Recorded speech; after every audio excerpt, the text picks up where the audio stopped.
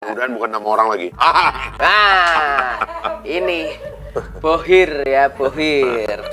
Ini beberapa waktu belakangan ini katanya keyword ini naik di sosial media karena tokoh sebelah saya ini ya, soal Bohir. Bang Fahri, ini kan kemarin sering dibahas soal bahwa di politik kita ini tidak lepas dari Bohir, termasuk salah satu yang saya ingat adalah bagaimana Bang Fahri mengkritik situasi di mana aturan pemilu kita itu belum cukup ketat gitu ya untuk kontestasi yang belum berjalan, tapi orang sudah muter-muter, dan di situ kalau Bang Fahri mengatakan membuka ruang atau celah adanya dana-dana ilegal masuk. Nah, termasuk dari Bohir-Bohir ini. Nah, sebenarnya Bang, Bohir ini bisa dianggap sebagai orang atau tokoh yang berada di luar partai politik atau elit politik atau kekuasaan, atau sebenarnya Bohir ini juga orang-orang yang ada di dalam ya dengan kapital yang cukup besar gitu.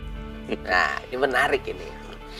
Sebenarnya itu lebih diskusinya itu sebenarnya lebih kepada harapan saya bahwa mekanisme pemilu itu akan diatur secara lebih sistematis, termasuk nanti ini yang punya implikasi pada pembiayaan politik gitu. Karena kalau tidak diatur mekanismenya, nanti kita tidak bisa menghindari masuknya aktor-aktor lain dalam politik.